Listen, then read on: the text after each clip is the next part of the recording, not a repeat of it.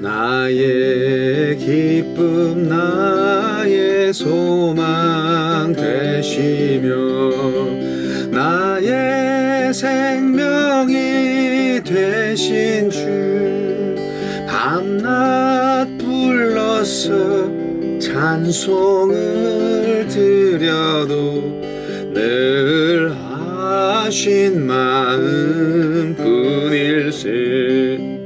나의 사모하는 선한 목자는 어느 꽃다운 동산에 양의 무리와 늘 함께 가셔서 기쁨을 함께 하실까 길도 없이 거친 넓은 들에서 갈 길 못 찾아 애쓰며 이리저리로 헤매는 내 모양 저 원수 조롱 가도다 주의 자비롭고 화평한 얼굴 모든 천사도 반기며 주의 놀라운 진리의 말씀에 천지가 화답하도다 나의 진정 사모하는 예수님 음성조차도 반갑고 나의 생명과 나의 참 소망은 오직 주 예수뿐일세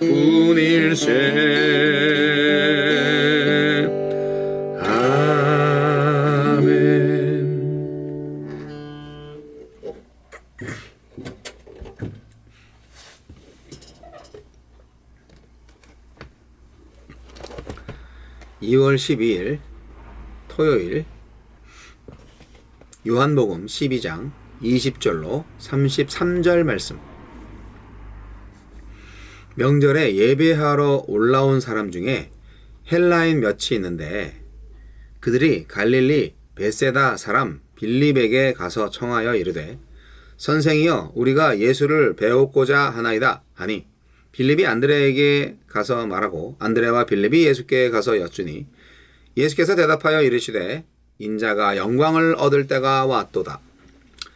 내가 진실로 진실로 너희에게 이르노니 한 알의 밀이 땅에 떨어져 죽지 아니하면 한 알 그대로 있고 죽으면 많은 열매를 맺느니라. 자기의 생명을 사랑하는 자는 잃어버릴 것이요 이 세상에서 자기의 생명을 미워하는 자는 영생하도록 보존하리라. 사람이 나를 섬기려면 나를 따르라. 나 있는 곳에 나를 섬기는 자도 거기 있으리니 사람이 나를 섬기면 내 아버지께서 그를 귀히 여기시리라. 지금 내 마음이 괴로우니 무슨 말을 하리요? 아버지여 나를 구원하여 이때를 면하게 하여 주옵소서. 그러나 내가 이를 위하여 이때에 왔나이다. 아버지여 아버지의 이름을 영광스럽게 하옵소서 하시니 이에 하늘에서 소리가 나서 이르되 내가 이미 영광스럽게 하였고 또다시 영광스럽게 하리라 하시니 곁에 서서 들은 무리는 천둥이 울었다고도 하며 또 어떤 이들은 천사가 그에게 말하였다고도 하니 예수께서 대답하여 이르시되 이 소리가 난 것은 나를 위한 것이 아니요 너희를 위한 것이니라. 이제 이 세상에 대한 심판에 이르렀으니 이 세상이 임금이 쫓겨나리라. 내가 땅에 들리면 모든 사람을 내게로 이끌겠노라 하시니 이렇게 말씀하심은 자기가 어떠한 죽음으로 죽을 것을 보이심이러라. 아멘. 아들의 순종, 아버지의 영광. 예수님은 헬라인이 자신을 만나기 원한다는 소식을 듣자 이제 자신이 영광을 얻을 때가 되었다고 하십니다.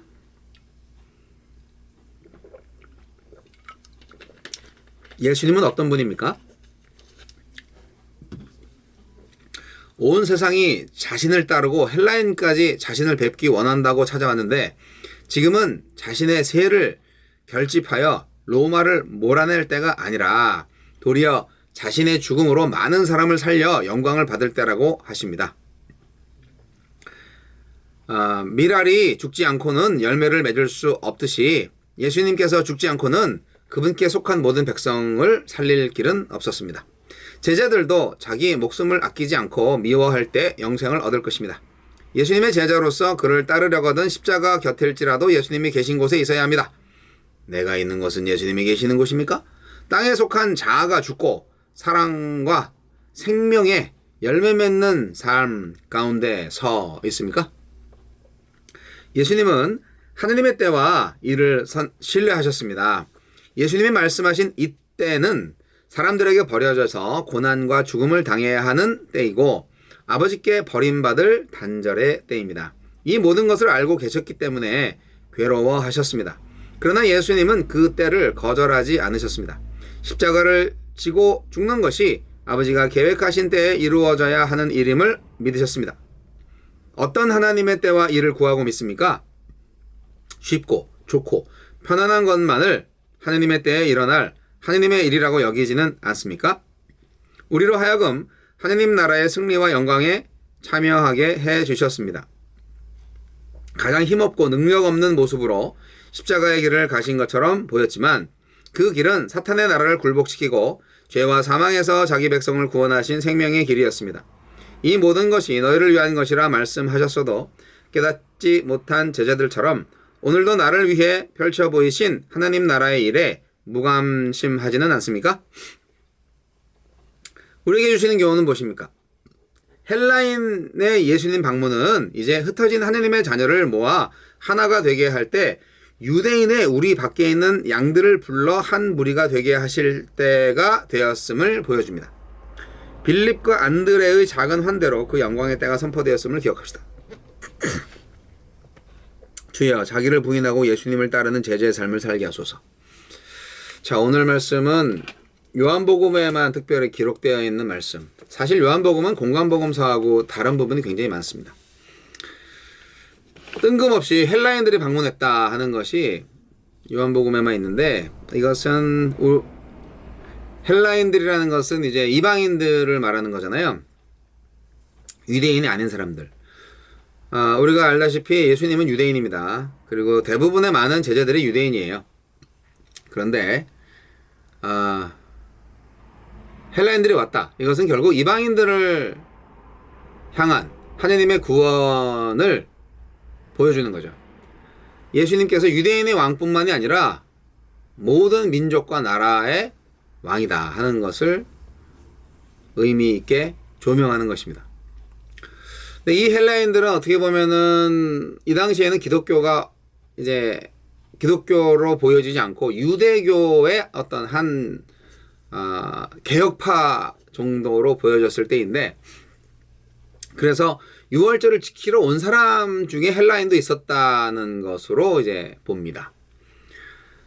물론 뭐 할례를 안 받았을 수도 있어요. 예, 할례를 안 받으면 이제 유대인이 안 되죠. 그래도 그 유대교에서 섬김을 받으시는, 예배를 받으시는 하나님이라는 존재에 대해서, 여호와에 대한 신앙심이 있는 헬라인들이 있을 수 있잖아요. 실제로 있었을 것이고.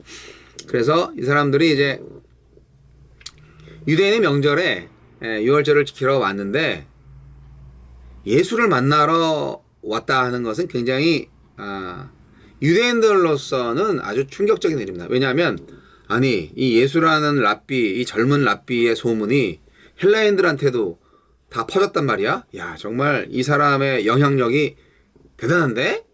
네, 그 당시 정말 예수님은 슈퍼스타급이었어요. 저 멀리 갈릴리 변방에서 온 아주 30대의 젊은 랍비가 가르침이 정말 우주적이고, 그리고 또 기존 체제를 비판하고, 그래서 많은 사람들의 인기를 얻고 그랬다는 거죠. 근데 헬라인들까지 예수를 알아. 예수를 찾으러 왔다고? 그래서 바리새인들이나 뭐 사두개파 사람들 그런 사람들은 아주 화들짝 놀랄 정도가 되는 거죠. 물론 유대인들은 이방인들을 싫어합니다. 이방인들은 뭐 싫어한다기보다도 하나님의 선택을 받지 못한 사람들이라고 생각을 했기 때문에 속으로는 굉장히 업신여기는 사람들이었는데, 근데 이제 헬라인들이 어쨌든 예수를 보러 왔다 하는 것을 듣고 직접 여기서 헬라인들하고 대화하는 장면이 아니고 헬라인들이 예수님을 찾으러 왔다 하는 그 사실 하나만으로 예수님도 사인을 보는 거죠. 드디어 인자가 영광을 받을 때가 왔구나 하는 거죠. 때가 됐다 하는 거죠. 하나님한테 갈 때가 됐다. 확실히 이제 십자가의 죽음을 확실하게 맞이할 때가 왔다. 이런 때를 또 예수님은 그걸 아는 거죠. 어떤 면에서는 환경을 통해서 하나님의 뜻을 읽어내는 그런 통찰력이라고 볼 수 있어요. 그러면서 이제 예수님은 자신의 십자가의 죽음을 고백합니다. 미랄의 고백을 통하여서. 이 유명한 말씀이잖아요. 내가 진실로 진실로 너희에게 이르노니 한 알의 밀이 땅에 떨어져 죽지 아니하면 한 알 그대로 있고 죽으면 많은 열매를 맺느니라. 이게 자기 부정의 삶을 설파하는 예수님의 명언 중의 명언인데요. 자기의 생명을 사랑하는 자는 잃어버릴 것이요 이 세상에서 자기의 생명을 미워하는 자는 영생하도록 보존하리라. 이것도 명언 중의 명언이죠. 예수님은 그 말씀 그대로 실천하신 분이고요. 그래서 예수님은 죽으셨고 오늘날 부활하신 주님으로서 전 세계를 구원하실 하나님의 구세주로서 그 역할을 잘 감당하시고 계시죠. 우리는 또한 그리스도인으로서 그리스도를 따르는 사람들로서 그러한 예수님의 사명을 그대로 이어져 가는 사람들이고요. 그러니까 많은 사람들을 살릴 수 있는 길은 내가 죽는 길이다. 자기 십자가를 지는 길이다. 우리는 그 십자가의 도를 정말 잘 이해하고 받아들일 필요가 있습니다. 그게 나를 살리고 우리 주변 사람들을 살리는 일이거든요.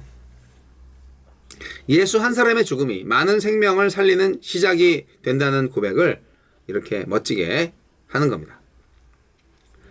주님과 복음을 위해서 자기 생명을 미워하는 자들은 생명을 얻게 될 것이고 자기 생명을 위해서 자기 생명만을 위해서 사는 사람들은 결국 잃어버린다.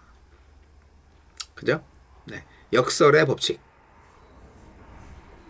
물론 이렇게 말씀은 하셨지만 예수님 인간이시잖아요. 그 십자가의 형벌과 죽음이 다가오는 것 그리고 그것을 스스로 감당해야 된다는 생각을 할 때 그 얼마나 겁이 났을까, 두려웠을까, 그런 상상을 해봅니다. 마음이 괴롭고 굉장히 힘드셨을 것이다 생각합니다. 그렇기 때문에 구원이라는 것은 우리한테는 정말 공짜로 주어진 것 같고 정말 은혜로 주어진 것 같고 그렇지만 예수님 편에서는 절대로 공짜가 아니에요. 자신의 생명을 바친 거니까요. 죽음의 고통을 감당하신 거니까요. 그것도 죄가 없으신 하나님의 아들인데 죄인으로 억울하게 잡혀서 고통받고 죽임을 당하는 건데요. 인간이 이해할 수 없는 영원한 값을 치르고 주시는 생명의 은혜. 우리는 이것을 정말 잘 이해해야 합니다. 인간은 솔직히 이해할 수는 없어요. 네. 이해할 수 없지만 그냥 믿음으로 받아들일 수는 있어요. 어쨌든 하나님의 그 법칙에 따라서 영원한 값을 치르고 주시는 생명의 은혜. 하나님과 예수님께서 십자가를 통한 구속사역의 준비가 이제 다 끝난 거예요.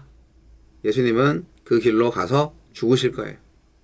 그리고 그의 죽음은 3일 동안만큼은 죽음의 권세자인 사탄의 승리로 보이지만 3일 후에 예수님이 부활하심으로써 그 죽음을 붙잡고 있는 사탄의 왕국이 완전히 무너지는 역사가 일어날 것입니다. 결국 십자가는 예수님을 죽인 형틀이지만 그 십자가가 오히려 인류 구속의 상징이 되게 되는 거죠. 그래서 하나님의 아들의 순종이 결국 아버지의 영광이 됩니다. 헬라인들은 뭐 이름도 안 나오고 누군지 모르지만 우리가 사실은 헬라인이죠. 우리가 이방인들이니까, 유대인들이 아니니까. 하나님의 아들은 이렇게 유대인을 통하여서 이 세상에 오셨지만 전적으로 모든 인류를 구원하시기 위해서 철저한 계획 안에서 차근차근 하나님의 뜻에 순종함으로 그 임무를 완수하셨습니다. 우리가 하나님의 일을 하는 데 있어서 철저하게 하나님의 계획에 따라야 한다 하는 것은 이론상으로는 참 잘 따라 하는데 실제로는 그게 잘 안 되는 경우가 많아요. 순간순간 감정이 붙받아쳐 갖고 하나님의 일을 그르치고 그러다 보면은 자꾸 늦어지고 그런 게 좀 있습니다. 하지만 좀 잘못 갔다 그러면 되돌아와야죠. 다시 되돌아와서 다시 시작을 해야 됩니다. 오늘날 교회가 왜 이렇게 됐을까? 뭐가 잘못됐지? 라는 생각을 할 수가 있어요. 과거에 교회 부흥이 이루어지고 여러 가지 면에서 기독교인의 숫자가 많이 늘어나고 하는 것에 있어서 정말 한국교회 정말 대단하다. 하나님의 은혜를 주셨어. 동방의 등불이야 하면서 이제 세계 구원의 견인차 역할을 하는 미국 다음으로 선교사를 제일 많이 보낸 나라 어쩌고 하면서 그랬지만 오늘날에 급속도로 이제 기독교인의 숫자가 줄고 급속도로 또 기독교의 어떤 레퍼런스가 너무 좀 나쁘죠. 네. 그러니까 뭐가 잘못됐느냐를 우리가 좀 알아야 돼요. 철저하게. 그래서 잘못된 부분까지 가서 다시 시작을 해야 되는 거죠. 여러분, 이것이 오늘 우리가 죽지 않아서구나, 내가 죽지 않아서구나 라는 교훈을 알게 됩니다. 결국 십자가의 도로 돌아올 수밖에 없는 거예요. 예수님의 십자가의 길을 우리가 가지 않았기 때문이잖아요. 그러니까 제대로 교회가 안 세워진 거 아니겠어요? 다시 십자가로 오셔야죠. 하나님의 영광만을 위해서 살아야죠. 그것은 하나님의 말씀에 순종하는 것이고 나를 죽이고 내 생명을 미워하고 하늘의 미랄이 땅에 떨어져 죽어야만 많은 열매를 맺을 수 있는 것 같은 그러한 십자가의 삶을 살아내야 하는 것이죠. 그것이 오늘날 교회의 사명입니다.